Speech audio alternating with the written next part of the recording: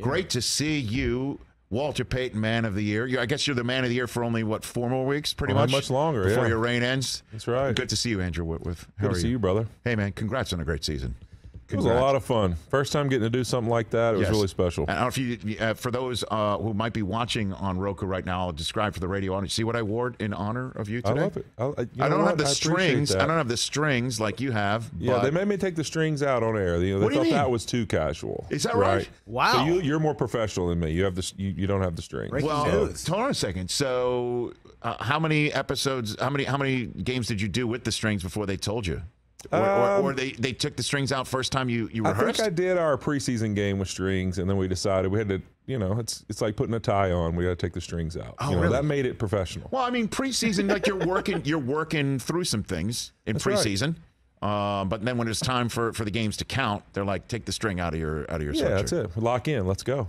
What was the biggest, I guess, surprise for you being a TV part of the paparazzi now, that you are now on the other side of it as opposed to a player? I think really to me, just the behind the scenes, everything that goes into it, getting to see the production, the trucks, all the people that are involved. A lot of times I think when you're watching, you forget how many people there are behind the scenes that are doing great work, and getting to meet all of them and really kind of, I guess you thought maybe you're just going to be on air by yourself, but there's this huge team that's all involved in that process. And those relationships and being on the road, that traveling circus type, everybody's showing up on Wednesday and getting after it for the game. I thought that was really cool. Just more camaraderie than I really ever would have imagined. Well, it's a new team. I mean, it's your new team, and you have your new teammates. What about just thinking about stuff to say on the air, making sure you're saying the right thing, and that live TV is a tightrope.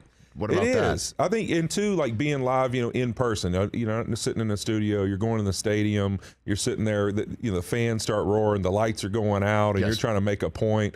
It's just things that you don't think about while you're watching, but when you're doing it, all of a sudden the lights drop, the energy goes up, and you can't hear anything. You think you hear questions sometimes, you hope, that you're trying to decipher because it's so loud. Did you take a stab at an answer without hearing the question? Oh, yeah, there's plenty of those chances. I'm pretty sure in the Browns game when I was in the crowd there with the dog pound, I had zero clue what any of them were saying at the desk when they were talking to me, and I was just guessing at the questions. Okay. But, yeah, I mean, it's some of that where you realize, man, all right, you got to be on your stuff, and I think really confident in who you are and what you have to say because you get done sometimes and you're like, did I say the right names and the right things? I mean, I know what I'm talking about, but did I say it correctly? And you have to go back and watch it. And you're like, oh, good. Yeah, I did. But you just second guess yourself sometimes when you're in those moments live like that. And one of the best parts about doing Thursday night, which in your work with a lot of the same people who did it with me, and it was seeing all the different teams, because it's kind of like an orange wedge. Everybody gets one, like a youth sports orange wedge. Everyone gets a Thursday night game, and so you see everybody. The best team you saw this year in person, which is the best team, Andrew Whitworth, you saw in person this year? Obviously I think Philly's so impressive. I mean, getting to see them, I thought in that Houston game that we had with them, they really played kind of poorly in the first half, and I thought it was really impressive to see a situation like that. You're undefeated. This Houston team's giving you their best effort. You're kind of it's not going how you want, finding a way to win a game, and just seeing how complete they are. There's so many ways they can win a game. And then I think them and the Niners are the two that it's just like they stick out as really, really good football teams. We obviously got Kansas City and the Chargers early in the year. So, I think what they developed into, Kansas City is obviously really impressive. But I don't know that you saw that really in week one as much as what they are now. Right. And in terms of that, I mean, you saw Philly and Houston, and that stands out because Philly was playing Houston in the World Series at the very same time, and it was the off day of that World Series, or I think actually rainouts made it a same night type of stuff. Right. So the reason why I mentioned that we're talking October. And Philly's different now, I think. I mean, Lane Johnson being a huge factor. It is, isn't it? I mean, it's one of those things, it's interesting. People forget how much injuries and health really matters when you look into these playoffs, regardless of, I don't care what their records are or how they've been playing. Right. Momentum and injuries matter. And I think people make a lot of who hasn't played in the playoffs and who has. And I don't know that that's as important as much as the momentum your team has and really how healthy they are. So what is Lane, I mean, they need that bye week. We got to get Lane back if you're a Philadelphia Eagles fan. Yeah, and playing with a core injury is not something that's going to be very fun. I mean, for an offensive lineman, your core is how you brace. It's how you stop people. It's how you move people. I mean, obviously you use your legs and arms and stuff, but your core is really the essential of that power. I mean, you think about when you're squatting or lifting or doing anything like that, the core is very important. And so for a guy like him, it's really going to be how much pain is it and how much pain does he have to play through. And I think for him, just being as efficient as he is and elite as he is, he'll find a way to get his job done. And I'm hoping he's healthy for that. Yeah, me too, because I want to see – that's what you want in the playoffs. You want everybody at their full complement, and hopefully that their bye week will actually help. And when you saw Philadelphia, they had yet to lose a game. They eventually did lose one at home to Washington and lost two in recent days without Jalen Hurts. The Niners, when you saw them, it was Brock Purdy's first, if I'm not mistaken, road game in Seattle. Yep. Now, who knew, a playoff preview. And Purdy's been – remarkable being around that team and being around him.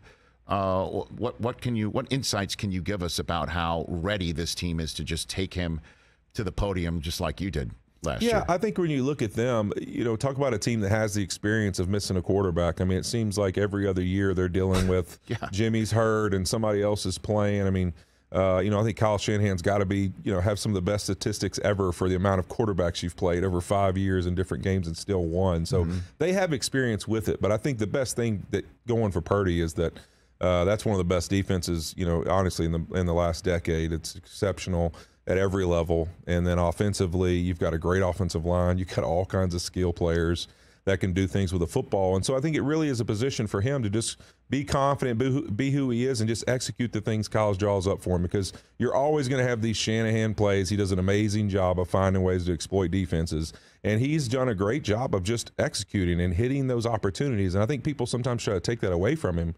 But to me, it's a compliment to this kid that every opportunity Shanahan's put him in, he's taking advantage of it, and he's hit the open guy. I mean, we see people miss people all the time, right? Or he's made the right read, and I think it's really been impressive to see what he's done. Yeah, of course. I mean, when he took the reins, shockingly took the reins, it was like, can he just keep this thing afloat? They improved their draft, their playoff position.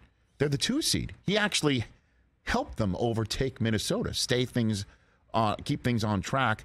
And the question is what's the difference between regular and postseason play and how he's going to react to it, right? I mean, because the list of Hall of Fame quarterbacks who lost their first playoff game, I mean, we could literally spend the rest of this segment reading off that list. Plus, I don't have it in front of me, so I'll just shorthand it that way. Yeah, I think for me, it's that he's playing with an exceptional football team. I think when you look top to bottom, talent-wise, defensively and offensively, it's not like in the playoffs he's all of a sudden going to play a team where they're outmanned. They are going to be as good as anybody they line up against, top to bottom roster-wise. And so I don't think he's going to experience something where it's like, oh, man, all of a sudden I'm in a really tough situation. It's going to be more of exactly what he's already been through. Right. And it's going to be, hey, is the moment too big? Do you make things more than they are? Or can you just stay settled and be who you are? And I think what's cool really to watch with him that I think is just a small thing is his ability really to get himself out of pressure. You watch his first game, he plays the Dolphins, a team that's going to bring zeros. They're going to bring all these different things. He found ways to kind of, edge himself away from where the free guy was, get the ball out on time or extend the play. He's got some busted plays where a guy comes free where he just makes the guy miss in the pocket, almost Tony Romo type stuff, right, where he reverses out and just gets the ball out of his hand and makes a smart decision. So I think there's some things there where, the negative play is probably one of the things you brought up about Jimmy Garoppolo in some of these moments. And he seems to have a little bit of his athleticism and stuff he uses to avoid some of that. And I think it's helped them offensively because they're a team that's going to want to run it. They're going to want their gadgets and their screens, and I think he's been really good for them. Andrew Whitworth here of Amazon Prime. How does that sound? You still getting used to it? I definitely did. I learned very quickly. It's NFL on Prime. Yes, right. It's not the NFL on Prime. Yep, just NFL on Prime. NFL on Prime. I had to learn all the slogans, get all that stuff right. You got to remember, Rich, I'm an O-lineman. My media experience coming into this thing was a tape recorder with the local newspaper, the Orange County Register. You know what I'm saying? I wasn't sitting up there at the podium, okay? I'm getting asked, like, what do the O-linemen eat on Wednesday? Stuff, right. So I'm getting used to all the ins and outs of this business. No, you're doing very well at it. So just so you're aware, you're doing very well at it. So let's talk about a couple other teams that you just saw, because it is recency is important. Because it is momentum, as you said. Who's healthy and who's got the momentum going in? First up, let's talk Jaguars. I mean, you saw them in New York. The Jets, we'll just leave them aside. But the way the Jaguars are playing right now, and, the young kids may not, they're a dangerous team. as you mentioned, experience doesn't mean much, but when kids don't know what they don't know or shouldn't know and play like they're playing, they could be how dangerous do you think the Jacksonville Jaguars are going into these playoffs, having just seen them? I think for me, it's that they have some really dangerous skill guys, and obviously Trevor's, somewhere there after that Denver game, in London. I think he just all of a sudden, he flipped the switch, and it's a long flight home after those picks. Well, I thought it was cool to see, and I thought it was a great correlation we made even in that game to him and Zach Wilson. Is that you saw him say after that game, I never want my team to ever experience feeling like this again, and I don't ever want to be the reason again. And since that moment, it's like something's just clicked for him. From a standpoint of just owning it, and I'm going to be the guy. And this is the reality of playing the quarterback position. Yes. And he has played exceptional. And so I think they're really dangerous. And I think that, young and really, hey, you know what? We got nothing to lose, and we're hot, and we have momentum. I think it's a dangerous combination in the playoffs because I think the experience sometimes lets you realize how big it is.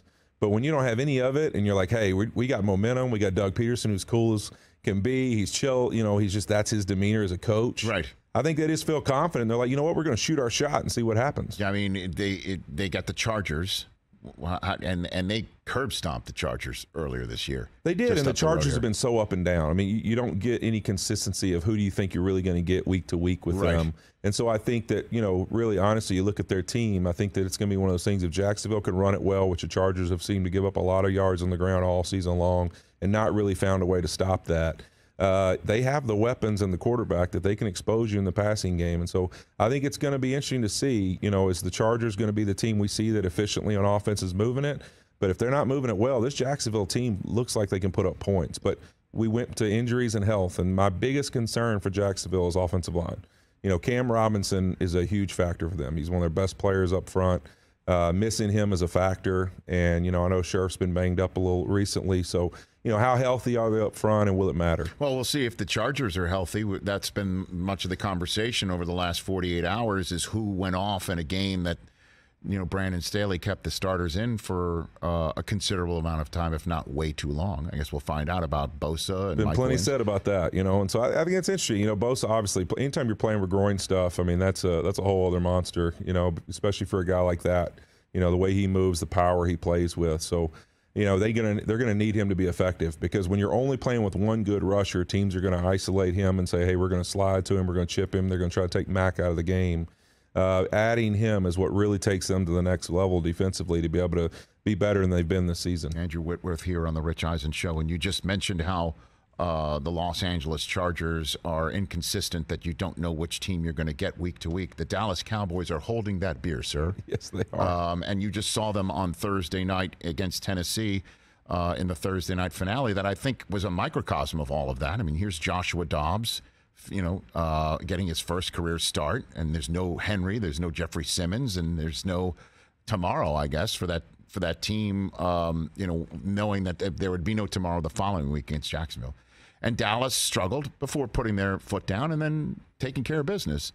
What Dallas Cowboy team do you think we're going to see Monday night against the Tampa Bay Buccaneers, Andrew Whitworth? I just got to believe one of these playoffs that they've had these great seasons, they get in and get hot at some point. And I want to see it. The problem is it's probably the worst situation you could play. A team who's kind of all year long in Tampa just stayed alive in a bad division, found a way to be at the top of that division. And oh, by the way, they have Tom Brady and a lot of good players. It's like the worst situation. It's like, all right, here we are. We got our chance. We're going to get to go to the worst team of all the teams Evans we could play. Evans and Godwin and Levante David and Vita Vea, just to name four off the top of my head. Exactly. And then, honestly, besides Diggs for Dallas's defense, the other side for the corner has been a question mark all year. And you're going to play Tom Brady and a guy who has multiple receiver options, where if you want to take Mike Evans, then somebody else is covering Godwin. I mean, it's probably the worst situation for them to have to open the playoffs with. And so you got to see, this might be the game where it's like, hey, Dak, everybody, you're going to have to get hot. You're going to have to be that way for the entire playoffs. And, and can Micah Parsons make that play for them, on the other side of the football to get Brady off the spot? Because Brady has historically, that's been how you do it. If you can have a chance for him to feel the rush early in a game, that's your best way to beat them. They don't run the ball well. Dallas has not been great against the run, but this is a good team for them to have to play because Tampa doesn't run it well. But Can you cover? That's going to be the question. All right, now I'm going to turn it into Thursday Night Football. You got to put your pick down. Who do you choose? I know that the crowd's not going crazy. I know we're not outdoors; we're indoors. I'm here. I know. I am not Carissa Thompson. Yep. And T.J. Jefferson is definitely not Ryan Fitzpatrick. Although you have a very nice beard, I like it over there. Appreciate that. I've now tap danced long enough for you. See, that's what I was doing as a professional. I'm ready. Okay, you're ready. I'm going Dallas Cowboys. I'm going to believe in them. TJ, I'm going to go behind them. I'm going to do it. You know, I don't. You probably had a nudger or somebody at the desk. It's always the person fiddling. Sherm's the guy. He's like always elbowing, pushing on my side while I'm in the middle of talking, or he's excited about something. So. Yes. You know, Fitz is calm. I got Chris and Tony, but Sherm's the guy. I got bruises in my back from every comment and thing that he. You know, Sherm's my nudger. Yes. For everything that's going on while we're on set. Okay, so you like the Cowboys? I like the Cowboys. I'm going with that. Right now, I can just feel it. Sherm would be mad at me because he's, you know, he doesn't buy into the Cowboys. He's a Niners guy all the way right now. Well, so it's the Sherman Bowl in Seattle and San Francisco. Yeah, so he's all Well, he was pretty hardcore on the Niners there. There's a lot of questions. We were in Seattle. I wanted to hear about it, but he didn't pick anybody, so I was very disappointed. He went in the middle of the road because I was in an airport. I was on a plane. Tie game. I was very disappointed. Hold on a second. Spoon let him do that? You let him do that? That's on the producers. I'm sorry. I'll call them out. Come on. I lucked out. I went Rams Raiders. I took the Rams. Said, hey, I'm a Ram for life. You know, let's go, and we won. They let Sherm off the hook. Let him off the hook. Wow. All right, I didn't know that. Yeah. That is okay. I don't know. Let's get Bezos on the horn and fix this thing. That's all I'm saying. Hey, Andrew, who won the picks contest on Thursday Night Football? Which analyst picked the most correctly? I did not ask you to bring this up, just in case people are wondering. No, but, I'm just curious as to actually, who... you know, I was a little disappointed we didn't actually show the final record, but you know, we didn't have time. We ran out of time. But you ran out of time. We had a lot of cool things we wanted to show. So it's not like you had to get to the next episode of Bosch. I think it might have been because the O lineman won, and so you did. You know, you got it. You know, Fitz and Sherm, great guys. You know, Fitz has a great beard. What about Sherm Tony? has great hair. Tony wasn't there? Tony's good looking. I mean, goodness gracious. Tony, can we help Tony out in cold weather with the lockjaw? Like, if there's anybody, like he needs some WD-40 right around here when the weather gets less than 40 degrees. You know what I mean? In Kansas City, when he's hunched over and shaking, it was 62 and a breeze. So it was 62. I knew we were in bad shape week one. That blood's thinned out here in Southern California. That's what he says. He's not built for the cold. So, they're all good-looking guys. But the reality is, the big old lineman. You know, I took him down this year. We'll see what happens. Who was second? I think Fitz finished second. How close? Did he come close? He was probably 2 games back, 3 games back, something like that. Yeah, Kurt and Mooch were down. It was down to the two of them on game day morning. Mooch, he lone wolfed. Who did he get? He got one right early on in the. I forget who he lone wolfed, and had the Jets beaten the Dolphins, he'd have won. And he tied them, but the Dolphins beat the Jets, and so Kurt got the one that he needed to surpass. But if the Jets Dolphins had tied, we would have gone coin flip on the air. I mean, people don't realize how big this is. Bragging rights. I mean, it means a lot to you, right? This is big. It's a season-long endeavor, man. Big deal. I love it. It's your first-time champ. The first time it's ever happened. I love it. The Rich Eisen Show back on the air. The Rich Eisen Show radio network powered by Grainger with supplies and solutions for every industry. Grainger is the right product for you. Click Grainger.com or just stop by. Andrew Whitworth is kind enough to stop by here. And by the way, just so anybody knows, Andrew, I greatly appreciate you coming down here today in Los Angeles with it raining. I mean, this is serious business. The fact that you got in a car and came down here is very appreciated. Yeah, it's pretty crazy. You know, I don't know if I've seen this much rain in a while. That's for sure. It is crazy. And last night at SoFi Stadium, it was quite dicey getting in there. I've heard some good reports. There was some waiting going on to get in the stadium. It was not waiting, actually waiting. Yes, W-A-D-I-N-G. Yes. Very good. So let's hit this subject matter. You mentioned something in the commercial break. Is Scott Zolak breaking news? Our friend Scott Zolak I wouldn't say that he's breaking news, but he was on a radio appearance today in Boston. And he's one of the radio voices of the New England Patriots. Yeah, he is. So he knows what's going on in one Patriot place, one would think. And they were asking him about things he could envision this offseason, about the quarterback, and then the host asked him, just to summarize, could you envision Mac Jones being traded to the Raiders this offseason? And Zolak said it wouldn't shock me. What do you think? I could see that. I mean, Josh McDaniels wanting him, for the opportunity to have a guy that's familiar with his system. Well, it's not just that. It's the other side. That's what I think is interesting. I mean, we had the Bills-Patriots game, and yes. You remember that's the game where they kind of caught him on video mouthing some pleasantries about the play calls. About the quick game? Yeah, the quick game was not working. Let's put it that way. I think that's the way he said it. He might have used different words, but that was really what he was trying to say. But yes, he might have also been accurate. Yeah, right? He was accurate. I think he's a little I think he's upset. I think, I would be too, though. I mean, it's a weird situation there to have a guy who's never called offensive plays be your coordinator this early in your career. I can't imagine how hard it is to play the quarterback position already in the NFL level. But then to have somebody like, who's the one guiding you, who's never even called plays and is new to really calling offense in general. Yes. Man, I mean, that's got to be a frustrating situation for a young player who's not having the success that he had in his first year. So is he grinding gears with Belichick, do you think? Is that what's happening behind the scenes? Well, I think I look at it as I don't see Bill Belichick, letting Mac Jones really control the situation. So I think that if Mac's upset and he doesn't feel that it's the right move to have Patricia there, and also Josh McDaniels is interested in having him, I think Bill's somebody who's always willing to look for different ways to be better. And I think there's some veteran quarterbacks out there, obviously, that'll have a potential to be free. Including the one that in Vegas. Yeah, Derek Carr, Jimmy, possibly. I mean, Garoppolo. I mean, there's guys that Bill, I think of his kind of guys, veteran quarterbacks that could come in and just play within the system, and understand the opportunity to play for Bill. Which one do you want? You got a fave? I think before this year, I would have loved to have had Derek Carr. But you would have taken Derek Carr coming off of Mac's rookie season? No, really? I just mean let's not forget. I like Derek Carr. I think he's a good player in right. this league. But I think after this year, something was off with him. And if Jimmy can stay healthy, Jimmy's perfect. Bill wanted Jimmy originally. Jimmy was the succession plan to Brady, and then Brady went and won 3 more rings.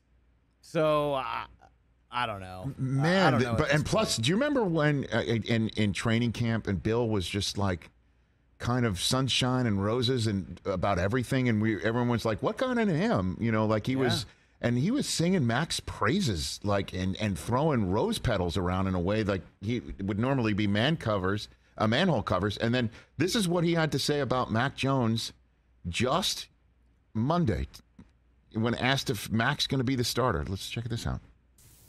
Well, I think there's, Mac has the ability to, to play quarterback in this league. And, we have to all work together to try to, find the best and most, best way to, as a football team, which obviously the quarterback's an important position to be more productive than we were this year. And so that's incumbent upon all of us. We'll all work together on that. And again, look for better results. And for the radio audience, he was saying that in front of a no bull sign. Did you notice that? It said no bull behind him. What do you think? You want to interpret that? Because he literally was choosing his words carefully. Yeah. I was very careful, and it did not sound like he really had a true vision of Mac being there, I don't think. So you really think the Patriots have a different starting quarterback next year than Mac Jones? I think there's a chance they do. I think there's some options out there that Bill would like. I think he loves veterans, and there's some opportunity of some guys that have played in a lot of big games and are veteran guys. And I think he looks at it as a team totality, how good can we be, rather than really the progression of Mac at this point. Andrew Whitworth here on the Rich Eisen Show. NFL on Prime Video, right here on the Rich Eisen Show. Let's jump into the Sean McVay news. It was all over the place on Sunday for the Sunday morning shows. And how Sean's going to take some time away, and that he might step away as head coach of the Los Angeles Rams. What insight might you be willing to provide us on this, Andrew? Yeah, I think it's a really tough year. Obviously, you win the Super Bowl, you're at this all-time high. You come back and you really look at their season. You don't start off the way you really want to against the Buffalo Bills. And then the injury train just starts and never ends. I mean, obviously, historic injury rate up front in the offensive line. I think they set the record for the most different groups consecutively starting in a game. So it was a tough year for that entire organization, I think, because when you go from being at that level to now, hey, we're just finding ways to contend in games. I think that was tough on him. It was tough on everybody in that building. And obviously, a lot of other things in his life happened in this last year. And all things that, lead to, you feeling stressed out and worn out, and so I think it's going to be him taking some time and figuring out what's really important to him and who he wants to be and what he wants to do. And, man, it's just hard for me to imagine him not leading the rooms. I mean, one of the most impressive things about him when I met him when he took the job is his ability to capture a room and lead a group of people. I thought is just so rare. I've been around some really special ones. When they talk, everyone listens, and Nick Saban being one of those guys that can just, something about him, you immediately want to sign up to go wherever he is. And Kirby Smart as well. He was there when I was at LSU too, and they're both like that. And being around them and their success, and now Sean, when I got to be around him, I told him that. I said, man, since Nick Saban, I really hadn't been around somebody like that. So I would be shocked to see him not leading a group of men playing this game that he loves so much. Well, I mean, as you know from your past year, a television audience is also a room. Yep. And so is a production meeting, and somebody in a position that he would hold on a set or a booth would be a leadership role in that regard as well. And he's so terrific at that, But he's also so terrific at coaching as well, as you've pointed out. And you've also been around him socially. We all know the story about, Cabo and how, Stafford, was in Cabo as well last year. And that was the beginning of what wound up being your final year in a Super Bowl year. And that's my long setup to ask this question. Is he too hard on himself? Is that what it is? Like, you've been there, like... Yeah, I mean, I think that's a fact. He beat himself up too much? There's other things that happen. I mean, from everything that was going on with even his wife Veronica and her home country, and then his grandfather, and you just think of, like, when life's just coming at you at a time where it's like, man, you just feel like everything is snowballing, not in the direction you want it. Right. There's just tough adversity after adversity in your life, but. There's also really good highlights, too. I mean, getting married to Veronica this summer, sure. Winning a Super Bowl. I mean, there's some great moments in his life. And that's kind of what I mean is when you're in that road, I think people think sometimes, we just show up on Sundays and play. When he's in that element of preparing and just every week trying to lock in and focus and then everything that's going on around him, I think it's what people have to understand is Sean is an extremely open human being. He wants to be real and honest with exactly how he feels. And so sometimes you can take everything he says and try to take it somewhere. And the reality is he's telling you every expression and emotion he has in that moment. So that's why he needs a second to step away. All right, I've already kind of said where I'm at. Now let me figure out what I really want to do and what is important to me and my passion going forward. Can he broadcast? Can he be in front of a TV audience and kill? He will absolutely be exceptional at that. He will be unbelievable. Because that genuineness that you just described is exactly what can help somebody transcend. Like the guy I'm seeing on the air with you is a guy that I know when you're not sitting in the mic and right here as well. It's not easy, by the way, to pull that off. That's why he'd be so terrific at it. And when he came on this show just a few weeks ago, prior to the Monday night game that the Rams played, I had him on, and he was talking about this is really humbling this season. I'm learning things about myself that I never thought I would learn. I asked for an example, and he didn't get specific about it, but it was really jarring for me to hear that. Like, I never thought in a million years that I thought that he could have any sort of self-confidence question, or he just seems to be such an energetic guy that would ever get down on himself. Like, I hope he's not beating himself up too damn much here. Like injuries happen and things happen, but he's exceptional at what he does. Yeah, I think it's interesting. You look at NFL head coaches, man, there's a lot of stress there. And sometimes, especially when you look in his case, you have so much success so early. Yes. That maybe you don't realize, like, man, you know what? There's a lot of coaches out there that are just dying to have a winning season, much less have all the success you've had. And so I think it's really just putting things into perspective, to your point. Like, are you stressing on yourself too much to be, like, inventive and you were this, the boy wonder, the genius, then you got to always come up with some way to be more schematically better than everybody else and impress people with a new invention, of offense or whatever. And what? How about just being yourself and being exceptional, and everyone already thinks that of you. And I think for him, it's just realizing, that all of us at times can put too much stress on ourselves. And I think that's really what he's trying to see. Is it that, or is it that I want to do something else? And I just hope for him he finds it and what's going to make him happy. And I really think the guy's so talented, he's going to be good at whatever he wants to do. Does he need to get that ayahuasca trip with Aaron Rodgers or something like that, and then we can work through this? Or Yeah, what? I mean, I don't. You know, Tony Gonzalez is an ayahuasca guy I didn't too. know So, that. yeah. So, I think he's done it before too. So, I mean, maybe he needs that. Maybe he needs a little relaxation time. Him and Aaron can go, check it out. Take LaFleur too if you go though. he probably needs it as well. Yeah, man. What do you think Aaron Rodgers does? What do you think when it's all said and done? Honestly, I'm over it, Rich. I saw Marcus Spears say this today, and I couldn't have agreed more. Like, I just don't care. All right? Really? I love the guy. I think I have a good time with him off the football field. Yeah. I'm just so done with, are you playing or you not? Are you, But he thought he show up and play or don't play or whatever. He thought about hanging on to his jersey. I mean, so what's more wild, that he realized in the moment, I'm not giving up my jersey, or a rookie receiver asked for it?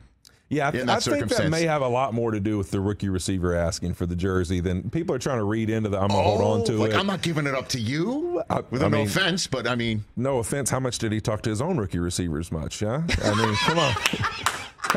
We're wanting him to give his jersey to the other team's rookie receiver. Oh, Whitworth. I mean, showing up. I always laugh, and I love hearing this, but it'll be like balls he throws a bomb for a touchdown, he almost just gives them like a little. There was not a lot of running over there. So it wasn't him being mindful of the moment. I may want to hang on to this one because think this could be my last game. It's just like rookie wideouts. A nice way of just saying I think I'm going to hang on to this one. Old school guys were like, rookies got to earn their opportunity to be talked to. So interesting. He may just be into hey, you're a rookie receiver. You got to wait, buddy. Come ask me in 3 years. That's what I said. What are the chances he even knew who Jameson Williams was? 50-50? Dude, who are you? Why are you asking me? He knows who he is, I think. I mean, Aaron's pretty astute. Yes. He probably knew. And that's exactly probably why I said no. Exactly. It was a polite way of saying, I think I'll hang on to this You're one. a rookie receiver. Talk to me in 2 years.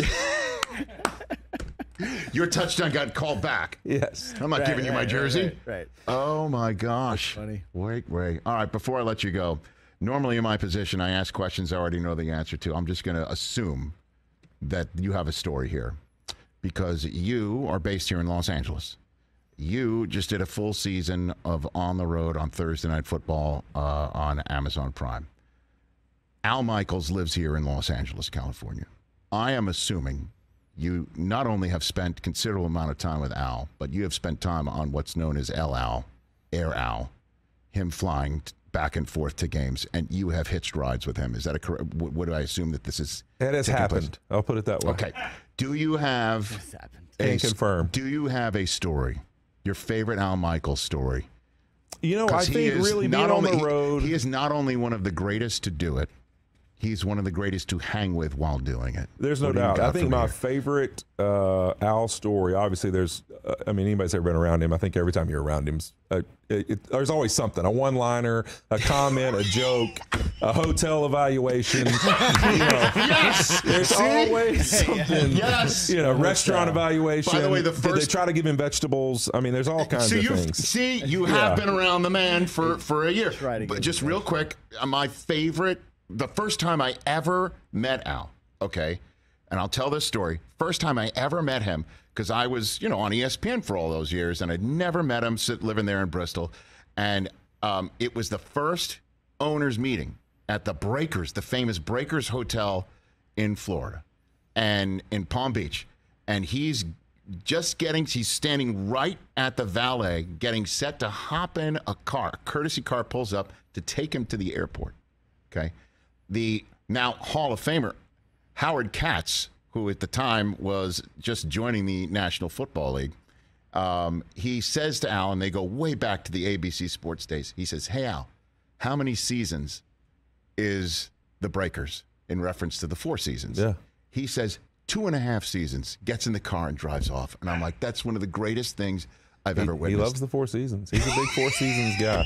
But no, my favorite would be yes, please. After our game, yes. I want to say in Boston, I think it was Boston, but yes. He sat down with me and Ryan Fitzpatrick. It was kind of a late night, and obviously those Eastern games finished really late. Yes. And we sat in the hotel, and he told us basically the history of everything from the hockey game experiences to everything he's called, and really the moments and what they meant to him. And I think it's kind of the background of his entire story of his favorite games that he's called. And it was just the coolest. Like, we're just sitting there, and he got emotional about it, and he's just kind of telling me and Ryan. And he remembers every detail. He remembers the day, the date, hockey, the time. every sport. I mean, baseball, hockey, the Coliseum here, score. Stuff like that. It's just crazy.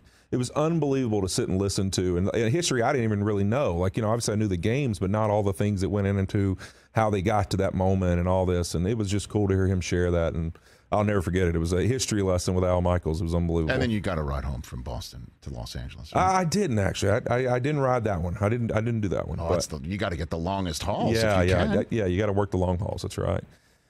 Oh, Air Al. Air Al. Well, there's you too.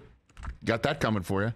Absolutely. Well, look, Andrew Whitworth, thank you for the time. I Greatly appreciate you coming in here. Congrats on a great first season in the paparazzi world. And you dig it, right? You're enjoying it? I'm having a blast. That's the other surprise home, to me. You see your kids, you see your wife, you're around. Yeah, it was great. I coached kids leagues and had fun coaching some football and basketball and everything else. So it's been fun. Are you going to the Super Bowl this year? Oh, yeah. Be there? I'll be there. Okay. You'll be there for NFL honors that night, as a matter of fact? That's one of the coolest moments as well, is for the Walter Payton Man of the Year Award. After the speech, all the past winners who are in the audience come up and congratulate. I get goosebumps just even thinking about it. It's actually what I remember the most from that moment, when I got done with my speech and looked down and saw the other winners and them coming up to kind of say hello and give me a hug and all. That was great? Literally the visual I have of that moment, actually. Welcome to the club. Oh, it's unbelievable. It sure is. Why don't they put that patch on you on your sweatshirts? NFL on Prime. Let's talk about it, right? Let's do it. I mean, we need a logo for the sweatshirt. Seriously, you should do that. We got to do it. You put the patch on. What are we doing? Strings off, patch on. Strings out, patch on. That's it. That's what I'm saying. Thanks for being here. Oh, who wins the Super Bowl? What do you got? Oh, man. I was a Bengals guy all the way. I'm a little worried with the two offensive line guys going down with Kappa and now La'el Collins also. I got a tough time. I think Josh Allen might find his way to get himself there. Okay. And then I think the Brock Purdy show might make it to the Super Bowl. Couldn't you imagine? Is that going to be fun to watch or what? Great defense, Josh Allen running around, and you know what? I think the Buffalo Bills got a chance. Okay. So you're taking the Bills over the 49ers. I was Bengals, Niners. That was my pick all along. Mm-hmm. Injuries matter, and I think it's going to be tough losing two starting offensive linemen this late, because you need time to grow in there and get used to each other. I think that's going to hurt them. Andrew Whitworth, thanks for coming in here. Congrats on a great first season, and I'll see you soon. Catch the Rich Eisen Show every single day on the Roku channel, 12 to 3 Eastern, for free.